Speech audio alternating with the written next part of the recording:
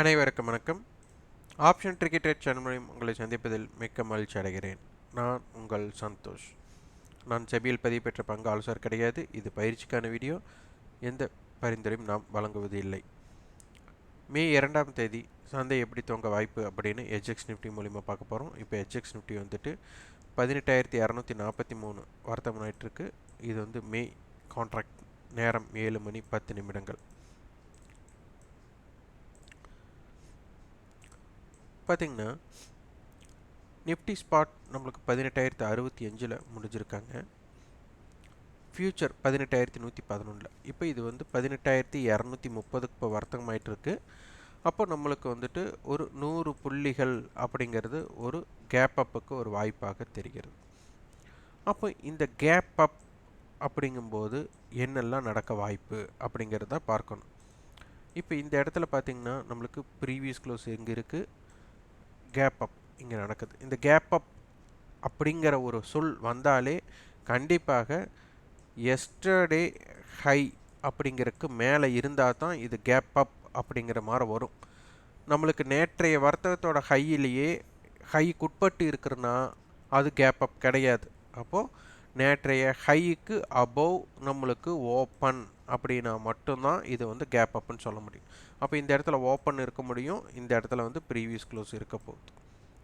அப்போது நம்மளுக்கு இப்போ தெரியல, ஒரு எக்ஸாம்பிளுக்காக இது வந்து 18,200 அப்படின்னு வச்சுருக்கிறோம். இது வந்து 18,100 அப்படிங்கிறது ப்ரீவியஸ் க்ளோஸாக வச்சுருக்கோம் ஃபியூச்சரோட அடிப்படையில். இப்போது நேற்று ஹோல்டிங் வைத்தவர்களுக்கு இங்கே என்ன ஆக போகுதுன்னா அவங்களுக்கு ஆரம்பமே ப்ராஃபிட்டாக இருக்க போகுது ஹோல்டிங் வைத்தவர்களுக்கு. ஆனால் இன்றைக்கி புதுசாக வியாபாரம் பண்ணுறவங்களுக்கு அந்த வியாபாரம் பண்ணுற இடத்துல இருந்தால் ப்ராஃபிட் அண்ட் லாஸ் க்ரியேட் ஆக போகுது. அப்போ இந்த ஆரம்பமானதற்கு அப்புறம் நம்மளுக்கு பிலோவில் சஸ்டெயின் ஆகுதா அபோவில் சஸ்டெயின் ஆகுதா அப்படின்னு பார்க்கணும். அபோவில் சஸ்டெயின் ஆச்சுன்னா ரேலி உங்களுக்கு அப் ட்ரெண்டுக்குள்ளே இருக்கிறதுக்கு உண்டான வாய்ப்பு 80% இருக்கும் ஓப்பனுக்கு மேலே இருந்தால். அப்படி இல்லாத பட்சத்தில் மார்க்கெட் இந்த ஓப்பன் டு க்ளோஸ் இதுக்குள்ளே வந்து சைடுவேக்குள்ளே இருக்கக்கூடிய வாய்ப்பு இருக்கும் 10%. இன்னொரு 10% பார்த்திங்கன்னா உங்களுக்கு இங்கிருந்து வேகமாக இந்த ப்ரீவியஸ் க்ளோஸை வேகமாக கட் பண்ணுற இதாக இருந்ததுன்னா ப்ராஃபிட் புக்கிங்குள்ளே போகலாம். ஆனால் ப்ராஃபிட் புக்கிங்குள்ளே போகணும் அப்படின்னா மார்க்கெட்டுக்குள்ளே என்னென்ன அதிகமாக இருக்கணும்னா மால் ப்ராஃபிட்டில் இருக்கணும் அவங்க. அதற்கு வாய்ப்பு இருக்கா அப்படிங்கிறதை ஆய்வு செய்ய வேண்டும். அதனால் நம்மளுக்கு இன்றைக்கி ட்ரெண்ட் எதை பேஸ் பண்ணி இருக்க போகுது அப்படின்னா கேப் அப்பாக இருக்கும் பட்சத்தில் இந்த ஆரம்பம் ஓப்பனுக்கு மேலே இருக்காங்களா, ஓப்பனுக்கு கீழே ஸ்லோவாக இருந்தாங்கன்னா மார்க்கெட் வந்துட்டு இதோட ரெண்டுக்குமே ஓப்பனுக்கும் ப்ரீவியஸ் க்ளோஸ்க்கு இடையில ஒரு கோடு போட்டு அதனுடைய சராசரியில் இருக்கிறாங்களா அதை பிரேக் பண்ணிச்சுன்னா மார்க்கெட்டை இந்த ப்ரீவியஸ் க்ளோஸு அப்படிங்கிறத வந்துட்டு மிகப்பெரிய சப்போர்ட்டாக இருக்கக்கூடும். அதனால் அதனை புரிந்து கொண்டு எப்படி இருக்க போகிறது அப்படிங்கிறதை பார்த்து வியாபாரம் செய்யுங்கள்.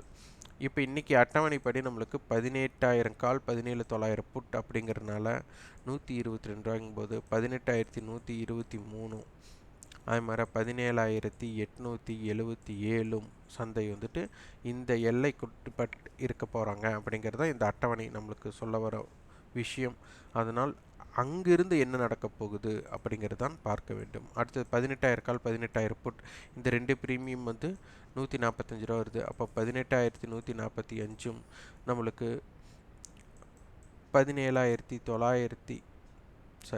855 இந்த தாக்கம் என்ன ஆக போகுது அப்படிங்கிறதை பார்க்க வேண்டும்.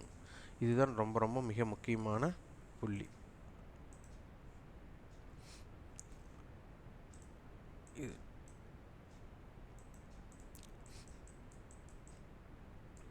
அடுத்தது நம்மளுக்கு குறிகளை நம்ம சொன்னதான் 17,989 to 18,126, wide range 17,913 to 18,187.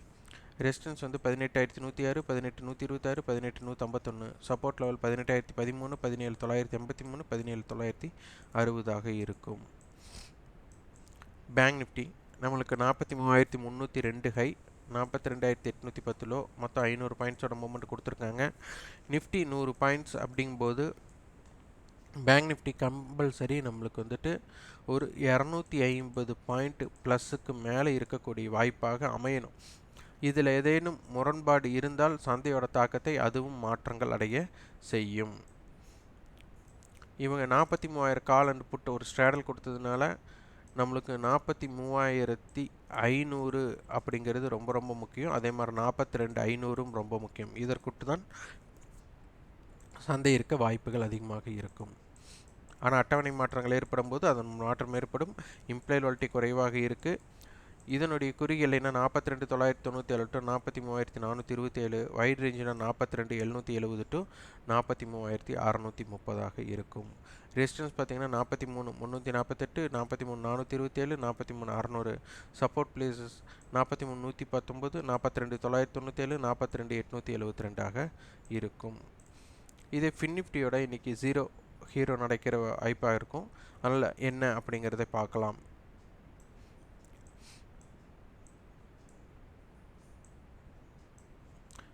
FinNifty பார்த்திங்கன்னா நம்மளுக்கு க்ளோசிங் அப்படிங்கிறது பார்த்திங்கன்னா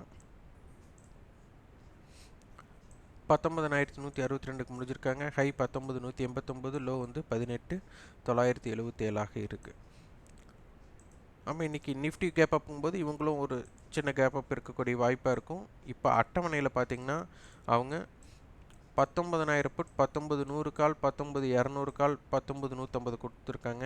அப்போ 19,000 புட்டுக்கும் 19,100 காலுக்கும் பார்த்திங்கன்னா உங்களுக்கு 90 ரூபா 100 ரூபாய்ன்னு வச்சுக்கலாம். அப்போ 19,100 ப்ளஸ் 100, அப்போ 19,200, 19,200 ப்ளஸ் 30, 19,230.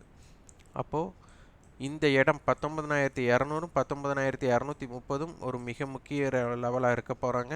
அதனால் நம்மளுக்கு இப்போ அட்டவணைப்படி 19,000லேருந்து 19,200க்குள்ளே ஜீரோ ஆர் ஹீரோ நடைபெற வாய்ப்பாக இருக்கும். இதில் நம்மளுக்கு மிக முக்கியம் 19,100. அப்போ இதனை நடுநிலையாக வைத்து ஒரு ப்ளே இருக்கக்கூடிய வாய்ப்பாக இருக்கும்.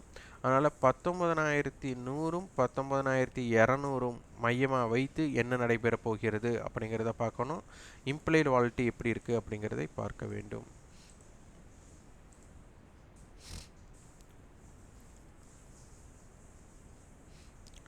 இம்ப்ளைட் வாலிட்டி கால் சைடு ரொம்ப கம்மியாக இருக்குது. புட் சைடு வந்துட்டு கொஞ்சம் காலை விட கம்பேர் பண்ணும்போது ஜாஸ்தியாக இருக்குது. அப்போ நம்மளுக்கு ஸ்பாட் எங்கே இருக்கும்போது டைம் வேல்யூ எப்படி இருக்குது அப்படிங்கிறது பார்த்துக்கோங்க. 19,162. அப்போது 19,100க்கும் 200க்கும் 200 ரூபா கேப் இருக்கணும். இவங்க 100 வந்து 91 ரூபா இருக்கிறாங்க, 200 வந்து 67 ரூபா இருக்கிறாங்க. அப்போது 158 ரூபா. இந்த 58 ரூபா டைம் வேல்யூ அதிகமாக இருக்குது. இந்த 58 ரூபா 100% நம்மளுக்கு ஜீரோவாக மாறும் அப்படிங்கிறத புரிந்து கொண்டு வியாபாரம் செய்ய வேண்டும். அப்போது இதனை பற்றி புரிதலுடன் தான் நீங்கள் வந்துட்டு ஜீரோ டு ஹீரோவுக்கு நீங்கள் ட்ரை பண்ண வேண்டியதாக இருக்கும்.